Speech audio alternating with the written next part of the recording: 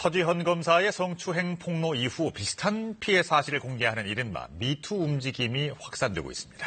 네, 또 어금니 아빠 이영학의 옥중 편지가 공개됐습니다. 출소 이후를 구상하고 있는 내용이 담겨 있었는데요.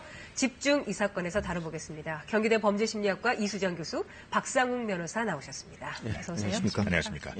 자, 먼저 서지현 검사 얘기를 좀 해보겠습니다. 서지현 검사의 폭로 이후에 비슷한 류의 이런 사건들이 다양하게 알려지고 있습니다. 네.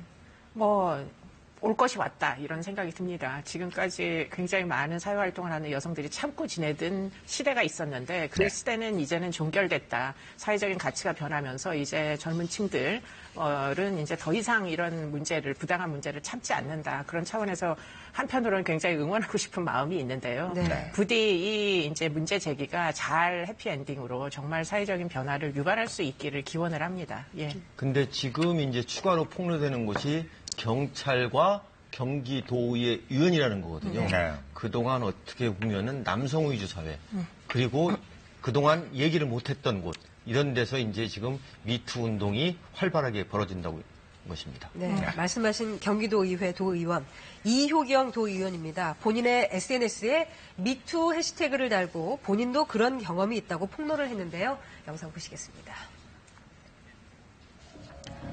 더불어민주당 이효경 경기도의회 의원이 자신의 페이스북에 남성 의원으로부터 성희롱을 당했다고 폭로했습니다. 6년 전 상임위 연찬회에서 회식 후 의원들과 노래방에 갔는데 한 동료 남성 의원이 춤을 추다가 바지를 벗었다는 겁니다. 이 의원은 너무 당황한 나머지 곧바로 나와서 숙소로 가서 밤새 욕을 했다고 밝혔습니다. 바지를 확 내렸어요. 한꺼번에. 그러니까 그거는 취해서 한 게 아니죠. 그 사람이 노는 문화예요. 그게 더 황당하고. 또 자신은 기가 세고 속칭 무늬만 여자인데도 성희롱을 다반사로 당했다며 울분을 토했습니다.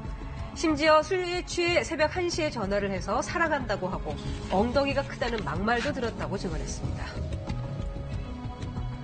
나한테조차도 아무렇지도 않게 그렇게 하는데 일반 직장에 있는 여성들은 그게 얼마나 더 광범위하고 말할 수 없고.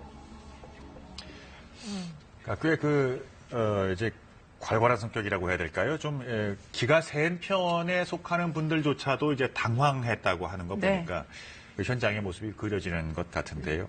이거는 어떻게 법적인 처벌도 가능한 건가요? 그렇습니다. 이게 성추행입니다. 성폭력 처벌이 되고요. 아하. 또 이분이 또 이 사람이 가가지고 또 전화로 막 어떤 성적인 굴욕감을 주는 글을 올린 겁니다. 네. 이것도 역시 이거 성희롱이라고 생각할지 모르겠지만은 이거를 모바일로 해가지고 전달했다라고 하면은 성폭력 처벌법에 의해서 처벌이 됩니다. 통신매체 이용, 음란 이용 행위로 처벌이 됩니다. 네. 오늘 한 언론에서 보도된 내용을 봤더니 아시아나 승무원들도 이 미투에 동참을 했다고 합니다.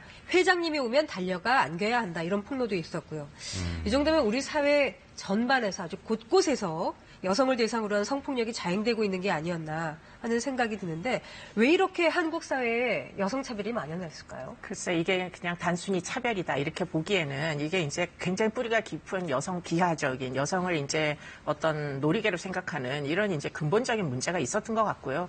여전히 이제 문란한 어떤 성 문화가 존재하다 보니까 뭐 노래를 하고 즐길 때 도우미를 부른다거나 이런 문화가 여전히 이제 인용이 되는 그런 이제 가치 체계를 갖고 있다 보니까 결국 그런 분위기가 직장에서까지 연장선상에서 지금 동료 직원들을 이렇게 이제 성희롱의 대상으로 사실 삼는 거죠. 여성을 동료로 봤으면 애당초에 이런 일들이 벌어지지 않았겠죠. 여성을 마치 뭐 동등한 동료라기보다는 일종의 이제 좀 급이 낮은 자신들의 이용을 할 수 있는 이런 이제 대상 정도로 구성원 정도로밖에는 생각을 하지 않았다. 인격권을 모독을 했다. 이렇게 볼 수밖에 없는 거죠. 아까 이효경 의원이 남편에게도 한참 시간이 흘러서 말을 꺼냈다고 해요. 네. 무늬만 여자인데 이렇게 말할 정도의 그렇게 스스로 기가 센 그런 분들조차도 이렇게 되는데 그만큼 우리 사회가 피해자가 말을 꺼내지 못하게 하는 맞습니다. 네, 이런 분위기인 것. 뭐 아닐까 하는 생각이 이런 들어요. 이제 그 의원은 말씀하신 대로 당장은 당황스러워서 현장을 피했다는 거잖아요. 문제 제기를 그 자리에서 할 수가 없었던 상황이었던 거죠. 그만큼 이제 피해자들은 당황하고 수치심을 느끼고 오히려 가해자들은 수치심을 안 느끼지만 피해자들이 수치심을 느끼는 이런 정말 이상한 구조가 존재하는 네. 거죠. 더군다나 피해를 발구하는 순간에 뭐 조직 차원에서 보면 피해자가 가해자로 뭐 조직에 해코지를 하는 문제아처럼 취급되는 네. 이런 이제 그 분위기가 있기 때문에 사실은 발고도 굉장히 쉽지가 않고 조직에서 발고를 하더라도 2차 피해라는 게 또 진행이 됩니다. 그래서 네. 뭐 이렇게 이제 발고를 한 사람들을 마치 무엇인가 다른 것을 노리고 예를 들자면 합의금이나 무슨 뭐 인사 고가상에 유리한 무슨 정황을 요구할 수 있는 그런 빌미로 삼지 않았는가 뭐 이런 종류의 의심이 생기면서 뭐 지금 이 얘기가 방송용인지는 모르겠지만 당장의 꽃뱀설이라는 게 이제 돌면서 결국 2차 피해가 만연하게 되는 거죠. 네. 비슷한 사례가 경찰 내부에서도 나왔습니다. 그러니까 직속 상사로부터 이런 피해를 당했는데 가해자는 징계도 받질 않았고요. 오히려 본인으로 이제 부서를 옮기라고 했다는 얘기죠. 그러니까 신고할 테면 신고해봐라 이렇게 했다는 겁니다. 네. 예, 그래서 보고를 했더니 오히려 신고한 사람을 피해자를 갖다가 인사 조치를 한 거예요. 아하. 그래서 이건 너무하지 않느냐. 문제 제기하겠다고 하니까 어떻게 했냐면은 아이 그러면 내가 사과하겠다. 근데 이 사과도 억지로 사과했다는 겁니다. 그러니까 이게 오히려 피해자가 인사 조치되고 가해자는 징계도 안 당하고. 근데 강신명 청장은 그 당시에 경찰청장 2015년에 이 성희롱이라든가 이거 원스트라이크 아웃시키겠다. 중징계하겠다. 근데 이 가해자로 지목된 사람은 징계도 받지 않고 오히려 해외 주장으로 나갔다는 겁니다. 네. 그러니까 피해 당한 사실을 그러니까 꺼내는 순간에 그 조직으로부터 이제 배타적인 어떤 피해를 당하는 왕따를 경우. 당하는 거죠. 그렇죠. 그러니까 예. 기존 경찰이라는 조직이 남성 위주의 사회입니다. 그러다 보니까 야, 그 정도는 네가 안고 가야지 뭘 그거를 갖고 그 고발하고 뭐 신고하느냐. 네. 이런 문화. 그리고 자꾸 이런 걸 하면 은폐하려는 그런 문화. 예, 이런 게 아직까지 잔존해 있는 것 같습니다. 네. 그 어제 출연했던 최영일 평론가 이런 얘기를 했습니다. 그 알베르 까미의 글을 인용해서 그러니까 어제 범죄자를 처단하지 않으면 내일의 범죄자에게 용기를 주는 것과 같다는 요지의 말을 했거든요. 그러니까 미래에 이런 비슷한 범죄 발생 가능성을 차단하는 조치가 있어야 된다고 보는데요. 미국의 미국 체조 선수, 예, 그 치료한 사람이 있지 않습니까? 예, 그 의사. 사람 성추행했는데 예. 몇 년 형내렸지 미국에서 175년 징역형을 선고했습니다. 네. 네. 우리나라는 어떻게 할까요? 우리나라는 제가 볼 때는 성추행 관련해가지고 징역 3년 이상 선고되는 경우도 없습니다. 불구속할 뿐만 아니라 합의되고 초범이고 우발적이고 반성한다고 하면은 불구속, 집행유예 되는 게 현실입니다. 이런 것부터 달라져야 한다고 생각합니다. 네. 네. 두 번째 사건 살펴보겠습니다. 중학생 딸의 친구를 살해하고 사체를 유기한 혐의로 어금니 아빠 이영학이 이제 검찰에서 사형을 구형을 받았고요. 네. 또 함께 기소된 딸은 장기 7년, 단기 4년이 구형이 됐네요. 어떤 의미인가요? 상당히 무거운 중형입니다. 아하. 이 딸은 어떻게 보면 아버지로부터 지배와 조종을 받은 것이다 이렇게 볼 수 있는데 검찰에서 장기 7년, 단기 4년 구형했다는 것은 이 피해자의 아버지가 이 딸도 사형에 처해달라 이런 아마 탄원서가 많이 작용을 해가지고 그랬겠죠. 검찰에서 이 장기 7년, 단기 4년의 중형을 구형한 것 같습니다. 네. 그러니까 검찰이 그러니까 이영학에 대해서 사형을 구형하던 날 그러니까 피해자의 아버지가 법정에서 반드시 이제 사형을 언도해 달라 이제 이런 그 호소를 했습니다. 그러니까 검찰에서도 그러니까 근본적으로 이영학이 전혀 반성의 기미가 없다고 보는 거죠. 네, 뭐 법정에서 했던 진술조차가 사실은 반성을 한 사람의 태도라고 보기가 굉장히 어려운 게 제일 중요한 얘기는 뭐냐. 본인이 억울하다는 겁니다. 재판정에서 한 얘기 중에 뭐 억울하다고 주장을 할 수 있는 그런 정말 파렴치한 생각이 도대체 어디서 유래되는 건지 이해가 안 되기는 하나 네. 어떻게 이야기를 했느냐. 지금 수사 과정 중에 검사가 뭐 때리려고 했었다. 뭐 이런 것들을 들어가지고 굉장히 자기가 장애인임에도 불구하고 보호를 받지 못한 채 피해를 당했기 때문에 나중에 이제 문제 제기를 하겠다. 이렇게 이제 주장을 현재 하고 있었던 것으로 보입니다. 네. 더 충격적인 거는 한 네. 신문사가 입수한 이영학의 옥중 편지였습니다. 가족들에게 쓴 편지였는데요. 뭐 출소 후에 푸드트럭 운영할 것이다. 뭐 딸 같은 경우는 할머니가 이름을 바꿔줄 것이다. 나는 살인범이다라는 제목의 책을 쓰고 있다. 와, 이거는 뭐 파렴치를 넘어서는. 네, 뭐 전혀 상황에 대한 파악 자체를 못하는 걸로 보이고요. 네. 지금 이제 사형이 선고가 될지는 모르겠지만 어쨌든 평생 교도소에 있을 가능성이 굉장히 높은데 네. 출소한 이후에 어떻게든 살아보겠다고 계획을 세워가지고 9개의 버전이 있다고 지금 알려져 있거든요. 전략적으로 이제 타개할 네, 아니에요. 뭐 어떻게 하면 본인에게 유리한 방식으로 이제 앞으로 전개되겠는가 하는데 시나리오가 있고 더군다나 살인범이다, 나는 살인범이다라는 책을 쓰겠다 이렇게 이제 주장을 했다는 게 도대체 믿어지지 않는데 네. 이 모든 상황을 지금 이 이영학이라는 사람은 영웅담처럼 생각하는 것 같아요.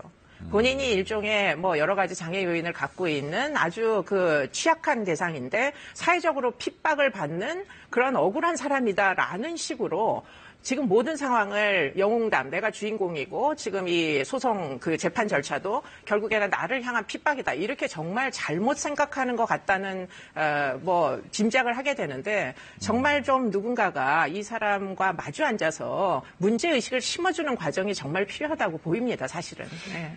그러니까 이영학이라는 인물 자체는 그러면 그의 상태는 병적 상태라고 봐야 될까요? 그러니까 병이라고 얘기하는 것을 뭐 형사 책임의 조각 사유와 연관지어서는 뭐 전혀 병적 상태가 아니었고요. 그런데 그럼에도 불구하고 일반적인 뭐 평균 사람들의 사고하고는 굉장히 벗어난 사고를 하고 있는 건 틀림이 없고 그런 연유에는 이 사람의 지적 수준이 좀 떨어지는 것과 뭐 여러 가지 그 사이코패스적인 성격 요인, 자기 중심적이고 이기적이고 반성을 할 줄 모르는 이런 특성들이 틀림없이 반영이 돼 있는 거죠. 네. 사회에 대한 복수를 얘기하는 거죠, 지금 본인은. 네, 복수하겠다고 얘기를 했죠. 근데 이제 비슷한 이제 김일곤이라는 살인범이 있었는데 그 사람 살생부까지 만들었던 살인범이 있었습니다. 그런데 이런 이제 위치에 놓여 있는 자신의 문제를 인식하지 못하는 피고인 같은 경우에 보통 보복감을 느끼는 거는 수사기관의 경찰, 자기를 조사했던 검사, 뭐 재판에 불리하게 이제 선고를 하게 되는 판사 이런 사람들에게 복수심을 불태우는 게 일반적이기 때문에 네. 아마도 그 피해자, 보호자, 증인들에게도 아마도 상당히 복수심을 지금 불태우고 있는 상황인 것으로 보입니다. 자, 다른 주제 하나만 더 다뤄볼까요? 며칠 전에 날씨가 대단히 추웠던 날이 있었죠. 이때 쓰레기 그 봉투에 개가 들어있었습니다. 쓰레기 봉투에 담겨진 채 버려진 것이 발견됐는데요. 화면 보시겠습니다. 지난달 29일 0시였습니다. 천안의 한 공원 옆 쓰레기 더미에서 비닐에 쌓인 개 한 마리가 발견이 되었습니다. 10살이 넘은 암컷 코카 스페니얼 종으로 심하게 병이 된 상태였고요. 지금 백내장이 있고 지금 이런 애를 갖다가 성별은 암컷이고요. 약간의 혈변을 보는 것 같아요. 아직 살아있는 거예요. 목줄이 새 것이었던 것으로 봐서 되기 전까지 주인이 길렀던 것으로 보입니다. 진짜 이 쟤들을 어떻게 하려고들. 이 개는 바로 동물병원으로 옮겨졌는데 몇 시간도 안 돼서 결국 숨졌습니다. 오늘 이 개를 버린 사람이 이제 검거가 됐다고 하는데 70세 어르신이었네요. 네. 개가 죽은 줄 알고 버렸다고 해요. 네, 뭐 죽은 줄 알고 버렸을 리가 없었겠죠. 지금 숨을 헐떡헐떡 쉬고 있었다고 하기 눈을 때문에. 뜨는데요. 네. 그렇기 때문에 이제 거짓말로 보이지만 이 70세 어르신이다 보니까 아마 죽어가는 장면을 견디기도 생각보다 쉽지가 않았을 것이다. 결국은 물론 처벌하는 것이 이제 필요하긴 하나 네. 과연 이제 이 모든 죽음의 과정을 좀 이렇게 국가적으로 지원할 수 있는 제도는 없겠는가 하는 것도 사실은 좀 궁금증이 들고요. 외국에는 그런 제도가 있기는 있다고 합니다. 예. 워낙에 이제 반려동물을 키우는 가정들이 많기 때문에 그렇습니다. 그런 것이 필요하겠네요. 네. 근데 그 개가 죽었다 한들 이걸 쓰레기 봉투에 담아서 버린다. 이거는 법적으로 어떻게 규정하고 있습니까? 그러니까 이게 아마 죽지 않았는데 자기가 키우기가 어렵다 해가지고 쓰레기 봉투에 버린 것 같아요. 네. 그러면 이건 동물 학대죄거든요. 그래서 동물보호법상 2년 이하 징역, 2천만 원 이하 벌금에 처해집니다. 네. 이게 이른바 동물판 고려장이라고 고려장. 이렇게 네. 부르던데요. 네. 늙고 병든 반려견들을 내다버리는 경우가 상당히 많다던데 뭐 실태가 조사가 된 것이 네, 있나요? 지금 뭐 굉장히 많이 그 반려견들을 키우다 보니까 지금 숫자가 막 증가하고 있는데 지자체에 의해서 유기된 동물의 숫자를 파악을 해보니까 89,700여 마리 정도가 평균적으로 매년 지금 유기가 된다고 합니다. 네. 그렇기 때문에 지금 뭔가 구체적으로 이 대책이 필요한 것은 틀림없는 시점이라고 보입니다. 네. 너무나 사랑했기 때문에 키웠을 텐데 이렇게 버리는 이유는 뭘까요? 근데 이게 아무래도 그 반려견들이 이제 동물들이 아프면은 사실 치료비가 굉장히 많이 드는데 보험이 사실 안 되지 않습니까? 그렇죠. 그렇기 때문에 경제적인 어려움 이런 것들이 유기하는 또 다른 이유가 지금 되고 있는 것으로 보고가 됩니다. 네.